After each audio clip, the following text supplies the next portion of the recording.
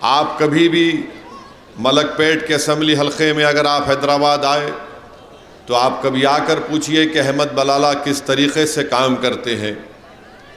वहाँ पर अहमद बलाला गरीबों के लिए बिला लिहाज मज़हब मिल्लत उनको गैस का सिलेंडर और एक गैस का चूल्हा देते हैं। कितने लोगों को दिया आपने अब तक?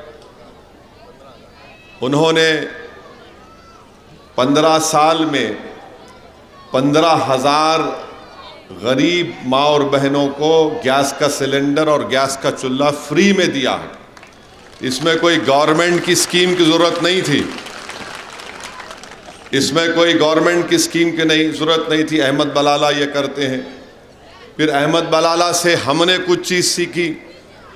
ये अपने विधानसभा में ख़वातीन को सिलाई का ट्रेनिंग सेंटर चलाते हैं। 2 महीने का ट्रेनिंग होती है और जितनी ख़वातीन उसमें ट्रेनिंग हासिल करती हैं, ट्रेनिंग मुकम्मल होने के बाद बाज़ाब्ता एक्सपर्ट लोगों से उनकी ट्रेनिंग दिलवाई जाती है ख़वातीन से। और जब उनकी ट्रेनिंग मुकम्मल होती है उसके बाद बलाला साहब उनको एक ज़िगज़ैग मशीन फ्री में तोहफे में देते हैं ताकि हमारी माँ और बहनें घर में बैठकर सिलवाई का काम करके कुछ रोज़गार या पैसे हासिल कर सकें। और ये काम मलकपेट के असम्बली हलक़े में बलाला साहब सिर्फ मुसलमानों के लिए नहीं करते, बल्कि जो कोई जिस किसी मज़हब का हो वो आकर वहाँ पर इसमें इस्तिफ़ादा हासिल करता है। ये काम मजलिस वहाँ पर करती है। फिर दारुस्सलाम में हफ्ते के 6 दिन हर एमएलए को सुबह 10 बजे से दोपहर में 2 बजे तक बिला नागा आकर बैठना है। हाँ, कोई ज़रूरी काम हो जाए तो अलग बात है। और आवाम रास्त आकर आप अतीक से पूछ सकते हैं। दारुस्सलाम में आवाम आकर हमसे मुलाकात करती है। हफ्ते में 4 दिन अहमद बलाला और हमारे पूरे एमएलएज़ ये कोशिश करते हैं कि वो अपने क्षेत्र में अपने विधानसभा में जाकर कम से कम 2-2 घंटे वहाँ पर पैदल फिरते हैं, आवाम से मुलाकात करते हैं। और कैसे मुलाकात आवाम से होती है? गवर्नमेंट के ऑफिसरों को साथ लेकर जाते हैं, चाहे वो वाटर वर्क्स का हो या म्यूनसिपैलिटी का हो या इलेक्ट्रिसिटी का हो। इन सब को साथ ले जाकर पहले से बता दिया जाता है कि एक मुकाम पर यहाँ पर दौरा होगा और आवाम से बात होगी। फिर उसके ज़रिए से उनके तकालीफ़ को सुनकर फिर काम करवाया जाता है। अहमद बलाला के हलक़े में एक स्कूल है जो नाबीना बच्चों के लिए है, गूंगे बच्चों के लिए है, जो स्पेशल नीड के बच्चे जिनको डाउन सिंड्रोम कहते हैं, वो स्कूल भी अहमद बलाला के हलक़े में है। और हैदराबाद का सबसे बेहतरीन गवर्नमेंट का स्कूल है उन बच्चों के लिए। अहमद बलाला के सुनिए, अभी सुनते रहिए, ये 4 मरतबा के मेले हैं। अहमद बलाला ने गवर्नमेंट के अस्पतालों में फ्री में डायलिसिस होता है। जिस किसी शख्स को फ्री में डायलिसिस होता है बग़ैर कोई पैसे लिए। आप बताइए, काम एक एमएलए कर सकता है? और हैदराबाद में तो हुकूमत के पास पैसा कम है बनिस्बत मुंबई और महाराष्ट्र के। मुझे अफसोस इस बात का है कि जिस शख्स को आपने 3 मरतबा यहाँ से अपना आमदार बनाया, उनके पास दिखाने को कोई काम नहीं है, कोई दिखाने को कोई काम नहीं है। और सिर्फ यही बोलेंगे कि देखो मेरे को हराने को आए हैं। क्या बोलेंगे? देखो मेरे को हराने को आए हैं, मुझे घर में बिठाने को आए हैं। जब मजलिस इलेक्शन हैदराबाद में लड़ती है, मैं भी पार्लियामेंट का इलेक्शन लड़ा। अभी हालिया पार्लियामेंट के इलेक्शन में बीजेपी ने किसी को उम्मीदवार बना दिया था, वो बड़ी मशहूर हुई। तो जब वो बीजेपी का कैंपेन शुरू हुआ तो बीजेपी के जितने बड़े बड़े नेता रहते हैं हैदराबाद में, वो बोले कि मजलिस को हराना नामुमकिन है। इसलिए नामुमकिन है क्योंकि जो कोई भी ओवैसी या मजलिस के एमएलए के पास जाता, ये लोग उसका काम करते। ये नहीं देखते कि वो बीजेपी का है, हिंदू है, मुसलमान है, फलां है। जो हमारे पास आता हम उसका काम करवाने की पूरी कोशिश करते उसके लिए। ये एक तरीक़ा है मजलिस इत्तेहादुल मुस्लिमीन के काम करने का, इसीलिए हम इलेक्शन जीतते। मगर ये जो यहाँ पर जो साहब है और हमारे जो मुखालिफ हैं वो समझते कि नहीं नहीं, ये दोनों भाई खड़े होकर जज्बाती तकरीर करते, हिंदू मुस्लिम करके जीत जाते। अवाम इतनी पागल नहीं है, अवाम बाशऊर है, बाखबर है, और जो कोई भी अवाम को बेवकूफ़ समझता है अवाम उसको 20 तारीख के दिन हराएगी इंशाअल्लाह ताला। और फिर और सुनिए एक मिनट, और फिर अहमद बलाला के असम्बली हल्के में सबसे बड़ी जेल है, उस जेल में अहमद बलाला रमज़ान में इफ्तार पहुंचाते हैं। क्या करना है, इफ्तार पहुंचाते हैं। कई लोग आते बोले जाओ इफ्तार खिला के आओ उन गरीब जो लोग जेल में हैं। ऐसे कई डेवलपमेंट के स्कीम्स हैं जो हम यहाँ पर कर सकते, गवर्नमेंट में बहुत है, मगर 15 साल का एक लंबा अरसा गुजर चुका है।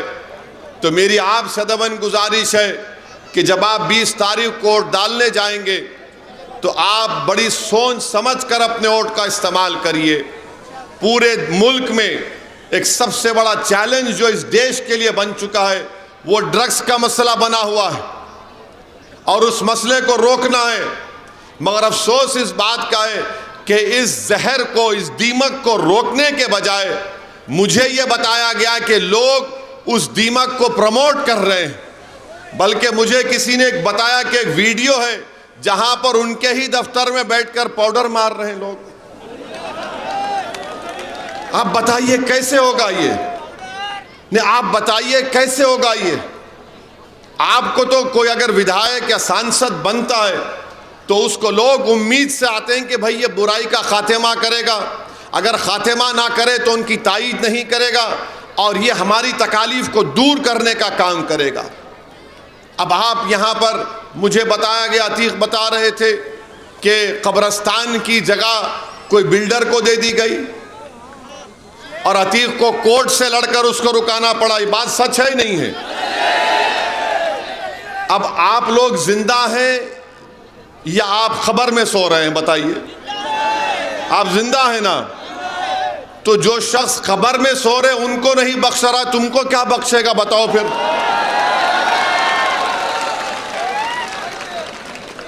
आप समझिए हमारी बात को। जो खबर में सीना तान कर सो रहे हैं उनको डिस्टर्ब कर रहा है, उठो जाना है। और जो जिंदा चल रहे हैं अभी सबको जाना है, उनको भी जाना है, मुझे, सबको जाना है खबर में। मगर आप खबर की जगह पे अपने दोस्त को दे दिए, डेवलपर को, अतीक को कोर्ट को जाना पड़ा। अरे जो खबर में है उनको नहीं छोड़ रहा तो जिंदों की तो खैर नहीं है, याद रखो आप ये। इसीलिए मैं मजाक में नहीं कह रहा हूं, बड़ी सीरियस तरीके से कह रहा हूं। इसीलिए 20 तारीख को आपको अपना एक एक वोट, यहां से बीजेपी की कामयाबी को अगर रोकना है तो अतीक को अपना नया आमदार बनाइए आप इंशाअल्लाह ताला। अतीक को अपना नया आमदार बनाइए। और ये लोग बहुत बोलेंगे। अब मेरा आज भाषण हुआ तो उसके बाद कल से ये लोग शुरू कर देंगे, समाजवादी के लोग, ये ओवैसी वोट काटने आया, ये जहां भी जाता वोट काट देता है, वो जीत जाते, फुला पार्टी जीत जाती। आज से 3 दिन पहले औरंगाबाद में एक मशहूर जर्नलिस्ट साहब आए थे, मेरा इंटरव्यू किया। उन्होंने मुझसे ही सवाल किया, मैंने कहा बिल्कुल सच है। अमेरिका में असदुद्दीन ओवैसी ने कमला हैरिस को हरा के ट्रंप को जिता दिया। मैं ही किया, मैं बोल रहा हूं ना, मैं ही किया। मेरे को जाने की जरूरत नहीं थी, मैं ऐसा पढ़ के फूंक दिया वहां पे, तो लोग बोले कोर्ट काट दो। अरे आप बताइए, मैं एक सियासत पे पॉलिटिकल सियासी पार्टी हूं, अगर मैं इलेक्शन नहीं लड़ूंगा तो क्या करूंगा मैं? तो अब हमारे इस जलसे के बाद कल से हजरत इबलीस के एजेंट शुरू हो जाएंगे। तो आप डरना घबराना नहीं, आप उनको इतना ही बोलना कि हम आयतल कुर्सी पढ़ के फूकेंगे सब पे, उन्हें जाएगा वापस। आप बताइए कि 15 साल में आपने कुछ नहीं किया। 15 साल में से आपने क्या काम किया बताओ जनता को, आप बताओ। मैं हैदराबाद का 5वीं मर्तबा का एमपी हूं। जब मैं जाता हूं जनता के दरमियान में बोलता हूं कि देखो मैंने पार्लियामेंट में इतने सवालात किए, 2023 का बेहतरीन पार्लियामेंटेरियन का अवार्ड मुझे महाराष्ट्र का एक लोकमत अखबार ने बुलाकर मुझे दिया दिल्ली में। मैं कोई एहसान नहीं किया मैंने, क्योंकि मैं जानता हूं कि जो जनता सुबह उठकर पोलिंग बूथ को जाकर वोट डालती है, और ख़ास तौर से हमारी माँ और बहनों को लाखों सलाम, बेचारे सुबह उठते भी हैं और हजरत शौहर को कुछ पेट में डाल के भूखे पोलिंग बूथ को जाकर 1-1 घंटा ठहर कर वोट डाल कर आती हैं। और उन गरीबों की कुर्बानियों की वजह से हम जीतते इलेक्शन। एक तो अल्लाह का फजलो करम और नबी करीम सल्लल्लाहु अलैहि वसल्लम का सदका, अहले बैत की दुआएं, और इन गरीबों का वो कुर्बानी। उस पोलिंग के दिन कितना लोग भागते एक नेता के लिए। वो नौजवान भूखा रहता, 2-2 दिन का भूखा रहता, सोता भी नहीं, जागते रहता कि मेरा भाई जीत जाए, मेरा भाई जीत जाए, भूखा फिरते रहता। और जब जीतने के बाद अगर वो एमएलए या एमपी उनको भूल जाता है, तो इससे बड़ा गुनाह और क्या हो सकता है बताइए आप। कोविड का जब दौर था, कोविड में कोई काम किया यहां पर? अतीक, कुछ कोविड में काम हुआ था यहां पर? इधर आओ तुम, अभी खोलना पड़ेगा। कोविड में कुछ काम हुआ था? कुछ नहीं, खिचड़ी घोटाला किया था। क्या खिचड़ी घोटाला हुआ था? बीएमसी ने खिचड़ी बनाने के लिए पैसा दी थी। हाँ। और पर पैकेट 35 रुपए 40 रुपए देती थी। हाँ। 12 रुपए की खिचड़ी ऐसे बनाते थे, लोग ले जाके कचरे में फेंक देते थे। अच्छा, खिचड़ी भी खा लिए। मजलिस ने क्या किया कोविड में बताता हूं मैं आपको। हमने 1000 सिलेंडर गरीबों में मुफ्त बांटते थे, 1000 सिलेंडर। और जो कोविड का पेशेंट होता था वो हिंदू मुसलमान कुछ नहीं, फोन करके बोलते थे, हमारे मजलिस के मेंबर अपनी गाड़ियों में सिलेंडर ले जाकर देते थे उसको। बलाला साहब भी मलकपेट में किए, दवाएं नहीं थी, अस्पतालों में बेड दिलाते थे। मेरे भाई, अगर कोई ईमानदारी से काम करे ना एमएलए एमपी बनकर, मुझे इस बात का यकीन है कि दुनिया में क्या होता नहीं मालूम, अगर कोई ईमानदारी से 20% भी काम करे तो यकीनन जब हम खबर में जाएंगे, अल्लाह खबर में भी, और उस दिन जब सब जमा किए जाएंगे उसका अल्लाह अजर देता है। ये बहुत बड़ा इज्जत का मुकाम है, ये बहुत बड़ी दौलत है खिदमत करने के लिए। अगर कोई समझेगा कि मैं एमएलए बन गया, आमदार बन गया, सांसद बन गया तो मेरे सर से सींग निकल जाएंगे, मैं बादशाह सलामत बन गया, भाई खादिम बनकर रहना पड़ेगा, बादशाह बनकर नहीं रह सकते आप सियासत में। जो खादिम होगा वही कौम की खिदमत कर सकता है। तो अगर आप समझेगा बादशाह हूं तो बादशाह तो खत्म हो गए ना, जमहूरियत में बादशाह नहीं हो सकता कोई भी। नरेंद्र मोदी अपने आप को बादशाह समझे, अवाम ने उनको नीचे ला लिया, अब और नीचे जाएंगे इंशाअल्लाह ताला वो। तो मेरी आप तमाम से गुजारिश है कि 20 तारीख के दिन आप अपना एक वोट मजलिस इत्तेहादुल मुस्लिमीन के उम्मीदवार अतीक साहब के हक़ में इस्तेमाल करें, उनको कामयाब करें। अब दूसरी बात यह है कि आप क्यों वोट दें मजलिस को।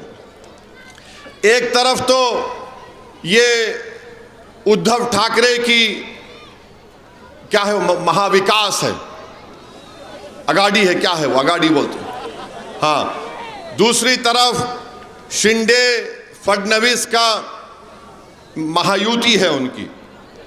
अब आप मेरे को बताइए, उद्धव ठाकरे जब ये एमएलए थे, यहाँ के मौजूदा एमएलए विधानसभा में मौजूद थे, उद्धव ठाकरे ने खड़े होकर ये बयान दिया एसएम महाराष्ट्र की विधानसभा में कि हमारे पार्टी के ही मेंबर्स ने 6 दिसंबर के दिन बाबरी मस्जिद को तोड़ा और हमको इसका फख्र है। तो अगर ये उस कॉम्बिनेशन में है तो उद्धव ठाकरे को लाओ ना तुम प्यारे, यहां पकड़ के लाओ ना उद्धव ठाकरे को, लाके ये बात बोलो गोवंडी में, क्योंकि तुम तो बोल रहे हमारी सरकार आ रही, हम इतना देंगे, 3000 देंगे। वो शिंदे बोल रहा कि मैं 1500 दिया। जो जो आपको पैसे दे रहे लो, आप छोड़ना नहीं, छोड़ना नहीं, लो उसका लेके, क्योंकि ये इनके बाप की दौलत नहीं है, ये आपसे लूटी हुई दौलत है। याद रखो मेरी बात को, ये कुदरत का निजाम है। तुम जुल्म करके निकालो, अल्लाह बोलता ठीक, अब तू जाना चुनाव में निकाल, अब ये कुदरत का निजाम है ये। तो अब जब उद्धव ठाकरे ने असेंबली में ये बात कही, हम पूछना चाह रहे समाजवादी पार्टी के अध्यक्ष अखिलेश यादव से कि क्या तुम उद्धव ठाकरे की इस बात से मुत्तफिक हो? मैं इनसे नहीं पूछ सकता, मेरा डायरेक्ट अखिलेश यादव को मैं देखता हूं अपने लेवल पे।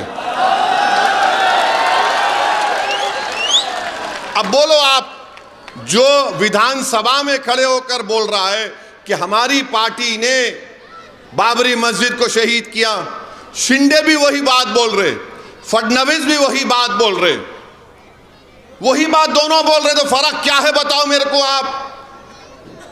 अगर कोई यहां पर 55 साल के कोई शख्स होगा तो वो जानता होगा कि श्री कृष्णा कमीशन की रिपोर्ट में बाल ठाकरे के बारे में क्या लिखा गया था।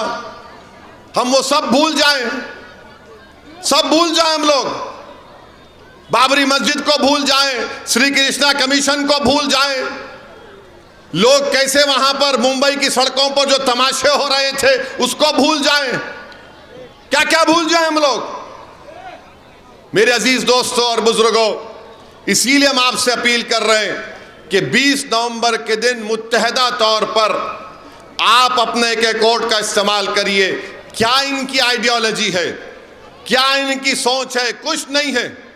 देखिए, इलेक्शन हम भी लड़ते हैं और कोई भी लड़ेगा, मगर इलेक्शन लड़ने के लिए अगर कोई बोलेगा कि मैं शख्सियत हूं, मैं एक शख्सियत हूं, मेरे को वोट दो, तो कभी भी उसको वोट नहीं देना। आप साथ देना जमात का, आप साथ देना उस पार्टी का जो बरसों से एक ही चीज बराबर कह रही है, सत्ता आए या ना आए। आप यहां पर क्या कर रहे हैं कि नहीं, मैं आपका हूं, मुझे मत हराओ, मुझे ही वोट दो, मैं ही कर सकता हूं। आपने कुछ नहीं किया। अभी कोई बता रहे थे कि कचरे की कुंडी में भी इनका कोई लोगों का हिस्सा है, उसमें नहीं मालूम मुझे। इतने चीजें यहां पर आपके सामने हैं। तो मेरी आप तमाम से अपील है मेरे अजीज दोस्तों और बुजुर्गों, डरने और घबराने की जरूरत नहीं है। और एक और चीज, जो भी सियासतदान होता है, मैं भी तकरीर करता हूं और बहुत अच्छी तरीके से अल्लाह ने मुझे ये नेमत से नवाजा अपने नबी करीम सल्लल्लाहु अलैहि वसल्लम के सदक़े में। मगर मैं अपनी तकरीर में गाली नहीं देता हूं किसी को, बोलता हूं मोदी के बारे में, सब आरएसएस के बारे में, सब अखिलेश के बारे में। मगर अगर कोई नेता किसी को कुत्ता कहे तो क्या बात है बताइए आप। ये जबान होगी, ये मियार होगा कि जो तुम्हारे साथ नहीं है उसको गाली दे दो। अभी मुझे बता रहे थे अतीक कि जब वो कुछ काम कर रहे थे, लाइब्रेरी की जमीन के लिए कर रहे थे, तो उनको भी आप नवाज दिए अपनी जबान से। अरे भाई, तुम इतने गुरूर में क्यों हो? ऐसे 56 असदुद्दीन ओवैसी आके दुनिया से चले जाएंगे और आवाम की खिदमत करेंगे, मगर ये हमारे लिए एक एजाज है कि आवाम हमको कामयाब करती है। अगर कोई समझ रहा है कि मैं हूं तो तुम्हारा फायदा नहीं, मेरे भाई, इज्तिमाइयत को हमेशा सामने रखो, इनफरादियत को मत रखो। चौथी बात, समाजवादी पार्टी, उत्तर प्रदेश में अखिलेश यादव मुख्यमंत्री थे, मुजफ्फरनगर का फसाद हुआ 2013 में। मैं गया था मुजफ्फरनगर को, वहां पर जाकर मैंने मरहूम ज़फ़रयाब जिलानी साहब, अल्लाह उनकी मग़फ़रत करे, उनके एक साथी के साथ मुजफ्फरनगर के उन कैंपों में मैं गया था जहां पर लोग 6-6 महीने कैंपों में थे। कौन था मुख्यमंत्री? अखिलेश यादव था, जो मौजूदा विधायक के लीडर हैं। आपको मालूम, उन कैंपों में जाकर मैंने रिलीफ का काम किया था। और आपको अंदाजा नहीं है नौजवानों को, 2013 में जितने 25, 26, 28 साल के नौजवान हैं उनको बता रहा हूं, उस फसाद में 50,000 लोग बेघर हो गए थे। 50,000, 100 से ज्यादा मुस्लिम महिलाओं का रेप हुआ था, जिसमें से 15 मुस्लिम महिलाओं ने कोर्ट में जाकर बयान दिया था, जिसमें से शायद आज भी लड़ रही हैं वो केस। मैं उन महिलाओं से मिला जिनका रेप हुआ था। मैं पूछना चाह रहा हूं, जब मुख्यमंत्री तुम्हारा था समाजवादी का और तुम मुख्यमंत्री हो, 50,000 लोग मुजफ्फरनगर के कांड में बेघर हो गए, और आज मुजफ्फरनगर से कोई आकर ये बोलेगा कि इनको वोट दो, पहले तुम अपने गिरबान में झांक कर देखो कि मुजफ्फरनगर के फसादात में महिलाओं का रेप जब हो रहा था, खेतों में ले जाकर भगा भगा कर उनकी अस्मत लूटी जा रही थी, कहां थे मुजफ्फरनगर के कायदीन? जब कहां थे अखिलेश यादव? कोई नहीं था। मैं गया वहां पर उन कैंपों में जाकर, मेरे ख्याल से उस लड़के का नाम शहबाज था जो मुझे लेकर गया था। मैंने उनको कैंपों में जाकर खाने का इंतजाम करवाया, उनको जो भी हम इमदाद कर सकते थे उस वक्त किए। मगर ये बोलना कि समाजवादी पार्टी बड़ी वो है, फुला है, अरे 50,000 आजादी के बाद इतने ज्यादा लोग एक इलाके से नहीं हटाए गए थे जो अखिलेश यादव के दौर में हुआ। और अखिलेश यादव को बोलते भैया आ गए, भैया, अगर काय का भैया ये, और नारे लगाते भैया पे जवानी कुर्बान, कहीं की जवानी कुर्बान, हमारी औरतें कुर्बान हो गई, घरों बार लुट गया। ये और बात है कि आप भूल गए, मगर मैं नहीं भूला। जब कोई आकर मुझे अखिलेश यादव के बारे में बात करते, मैं उनसे ही पूछता हूं क्या तुम्हारी मां और बहन की इज्जत लूटी गई? वो नाराज होता, बोले क्या बोल रहे आप? मैं इसलिए बोल रहा हूं कि नहीं हुआ ना तो तुमको गम नहीं है, मैं देख के आया हूं। मैं उन अपनी बेटियों को देखा हूं उस वक्त जो पर्दे के पीछे से इंसाफ नहीं करा उनके साथ। मैं जानता हूं मुजफ्फरनगर के कांड में क्या हुआ। अब लोग बोलेंगे ये 2013 की बात 2024 में क्यों निकाल रहा है? मेरे भाई, तारीख को दोहराना, अगर हम नहीं चाहते कि तारीख दोहराई जाए तो जालिम के जुल्म को हमेशा याद रखो, चाहे वो श्री कृष्णा कमीशन की रिपोर्ट हो या 2013 का दंगा हो मुजफ्फरनगर का। तुम अपने सियासी मफाद के लिए भूल जाते हो, मगर असदुद्दीन ओवैसी नहीं भूलेगा इनके एक एक गम को। मैं जब तक जिंदा रहूंगा, लोग कुछ भी बोले, जो लोग हमारे लिए काम करते हैं, जो मुझे जानते भी नहीं हैं, मेरा फर्ज है कि मैं उनके लिए लड़ूं, मेरा फर्ज है कि उनके इंसाफ के लिए मैं लड़ूं। तो मेरे अजीज दोस्तों और बुजुर्गों, हमारी आपसे अपील है कि 20 तारीख के दिन आप वोट दीजिए, मजलिस को कामयाब करिए और एक नौजवान को मौका दीजिए। कब तक आप अंकल को साथ देंगे?